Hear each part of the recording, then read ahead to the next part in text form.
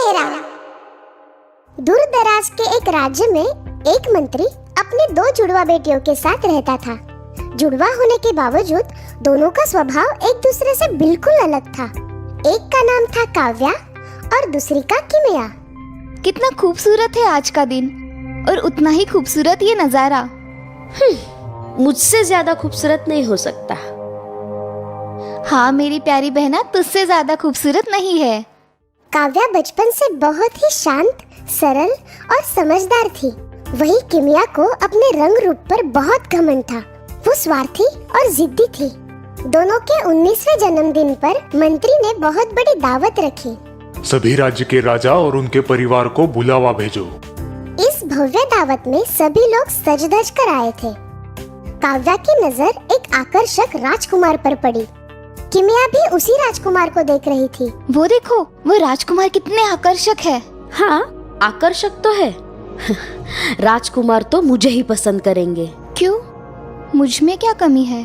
तुम अच्छी तरह से जानती हो। दावत में राजकुमार के परिवार वाले किमिया के लिए शादी का प्रस्ताव रखते हैं। ये बात जानकर काव्या मायूस हो जाती है और जंगल की तरफ चल पड़ती है। जंगल की तरफ जाते वक्त उसे एक बुजुर्ग जादूगर रोक लेते हैं। मैं जानता हूँ तुम्हारा मन विचलित है। तुम जंगल में जा सकती हो, पर याद रखना अपने कर्तव्यों का पालन करना।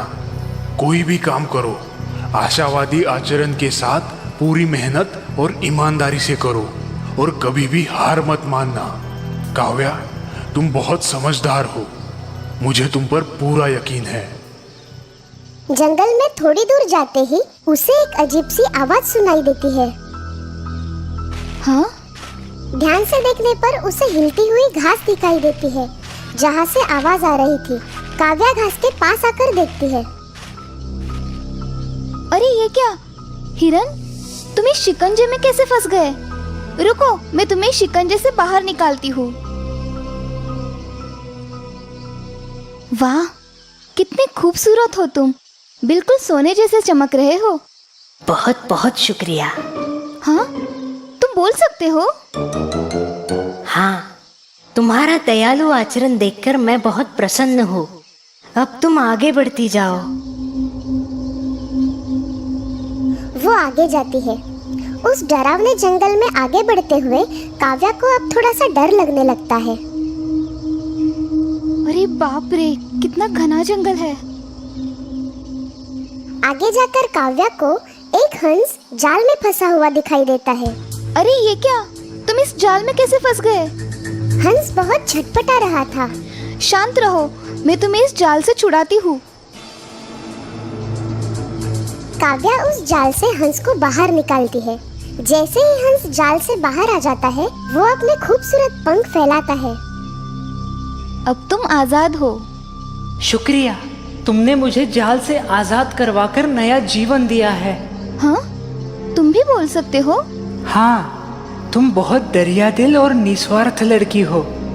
अब तुम आगे बढ़ती जाओ।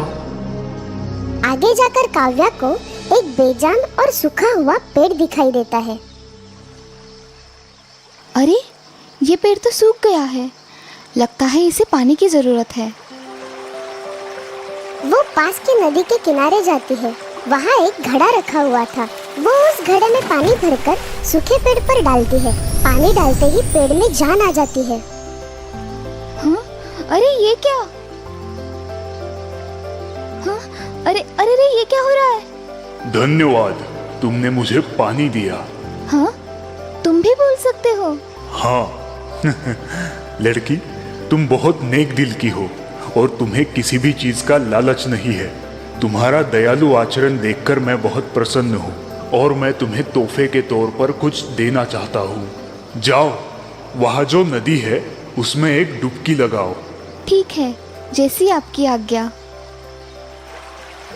काव्या आगे जाकर नदी में डुबकी लगाती है और जैसे ही वो बाहर आती है, उसे कुछ नया सा महसूस होता है। उसका रंग रूप अब बदल गया था।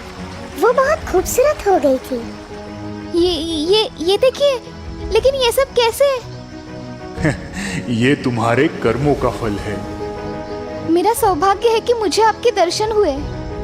मैं ये नहीं जानती कि ये सब कैसे हुआ, लेकिन मैं बहुत खुश हूँ। हमेशा खुश रहो बेटा। मेरी एक सूखी टहनी तोड़ो। जैसे ही काव्या एक टहनी तोड़ती है, वो टहनी एक अंगूठी में बदल जाती है। तुम्हें जब भी कोई दुख हो या मन चिंता से घिर जाए तो इस अंगूठी को चूम लेना, तुम्हारी सारी चिंताएं दूर हो जाएगी।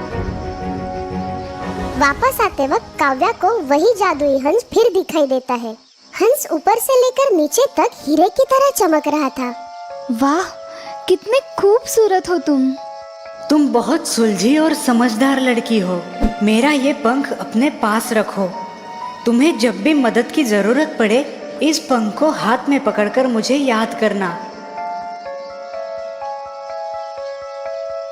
अरे, तुम तो बिल्कुल ठीक हो गए। मैं स्वस्थ हूँ।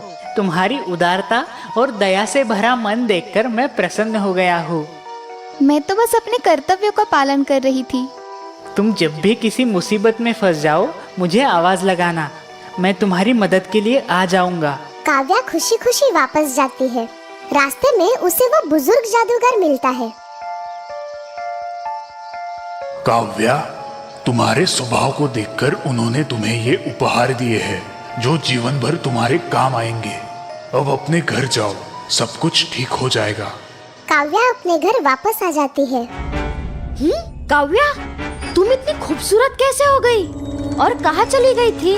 और ये सब क्या है? एक बुजुर्ग जादूगर ने मुझे जंगल भेजा था। किमिया के मन में लालच आ जाता है। वो सीधे जाकर बुजुर्ग जादूगर से मिलती है।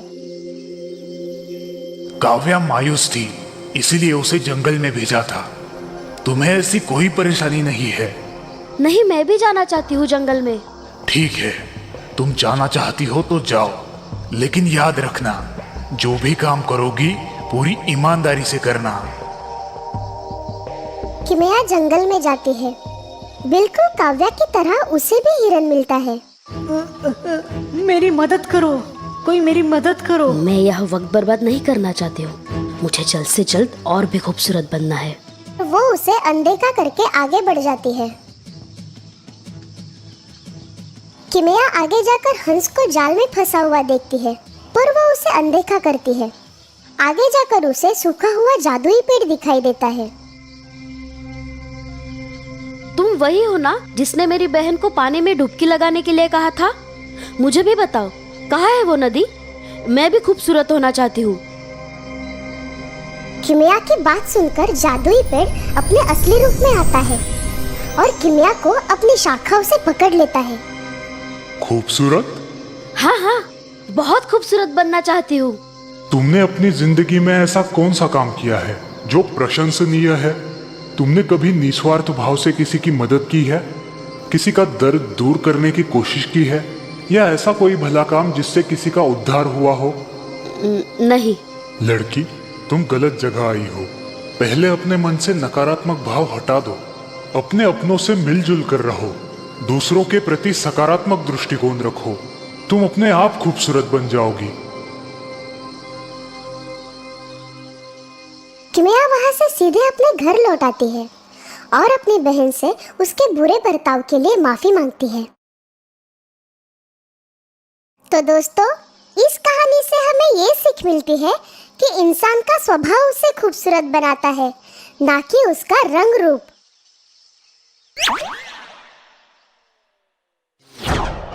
जादुई घड़ा। एक गांव में एक मजदूर अपने पत्नी के साथ रहता था। वो दूसरों के खेत में काम करके जो भी मजदूरी मिलती थी उससे अपना गुजारा करता था।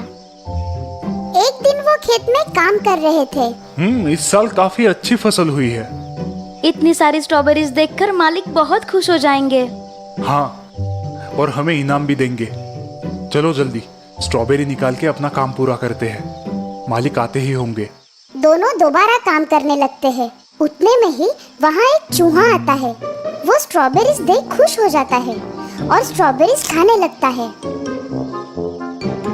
ए चूहे, क्या कर रहे हो तुम? निकल जाओ यहाँ से।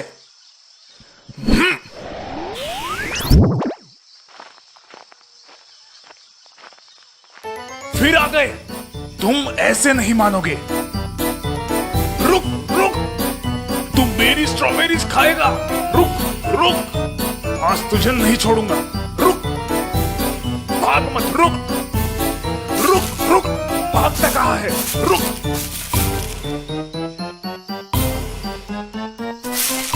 उस चूहे को मारने के चक्कर में देखो कितनी सारी स्ट्रॉबेरीज बर्बाद हो गई। बहुत सारी स्ट्रॉबेरीज फावड़े के मार की वजह से बर्बाद हुई नजर आती है। तभी उस खेत का मालिक वहाँ पर आता है। अरे ये क्या किया तुमने?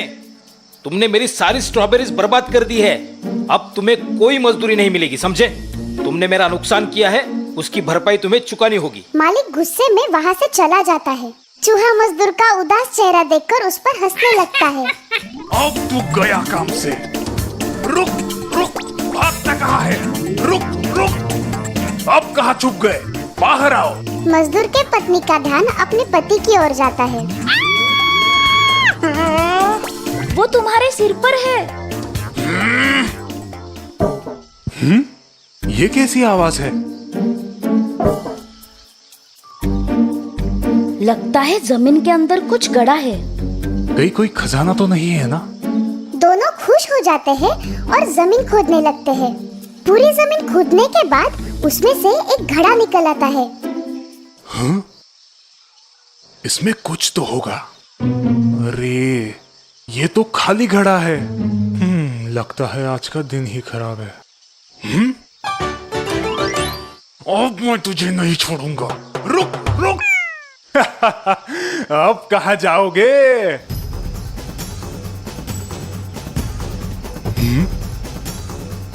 हैं? इतने सारे चूहे, ये तो सारी स्ट्रॉबेरीज खा जाएंगे। ये सब आपकी वजह से हो रहा है। लेकिन मुझे ये समझ में नहीं आता कि घड़े में तो एक ही चूहा गया था, फिर इतने सारे चूहे कैसे बाहर आए? कहीं ये घड़ा जादुई तो नहीं है? क्या जादुई घड़ा? हाँ चलो देखते क्या होता है। अरे ये तो कमाल हो गया। इस जादुई घड़े से तो अपनी जिंदगी बदल जाएगी। जादुई घड़ा लेकर दोनों खुशी खुशी अपने घर आते हैं। ये लो तुम्हारे नुकसान के पैसे। अब हमें तुम्हारे नौकरी की कोई जरूरत नहीं।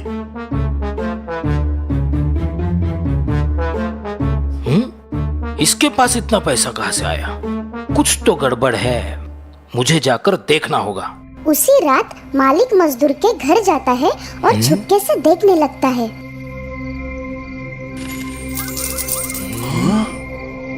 ये घड़ा अगर मुझे मिल जाए तो मैं दुनिया का सबसे अमीर आदमी बन सकता हूँ। ये घड़ा मेरा है। मुझे पता है कि तुम्हें ये मेरे खेत में मिला है। घर जाके वो सारे हीरे और जवाहरात कई गुना बढ़ा लेता है। ऐसा इसमें क्या है? मुझे देखना चाहिए अंदर से। अरे ये तो अंदर से बिल्कुल मामूली घड़े जैसा है।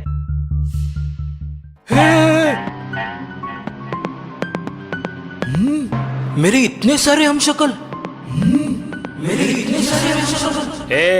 मैं असली हूँ और तुम नकली हो, समझे? मैं असली हूँ और तुम नकली हो, समझे? चुपचाप चले जाओ यहाँ से। ये घड़ा मेरा है। चुपचाप चले जाओ यहाँ से। ये घड़ा मेरा है। अरे मेरी नकल करना बंद करो भाई। मालिक को समझ आता है कि ये सब उसकी नकल कर रहे हैं। मालिक टोपी ऊपर उठाता है। सभी टोपी ऊपर उठाते हैं। वो घर से बाहर निकलता है। सभी हमशक्ल घर से बाहर निकलते हैं। वो घर का चक्कर लगाता है। हमशक्ल भी घर का चक्कर लगाते हैं। वो दरवाजे के पास आकर रुक जाता है। सभी हमशक्ल रुक जाते हैं। कैसे उल्लू बनाया? कैसे उल्लू बनाया?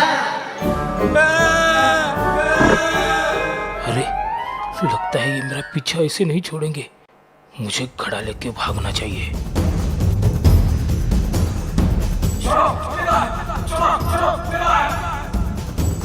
नहीं! हे भगवान, मैंने ये क्या कर दिया? तो दोस्तों, इस कहानी से हमें हमें ये सीख मिलती है कि मुफ्त में मिली कोई भी चीज ज्यादा देर नहीं टिकती।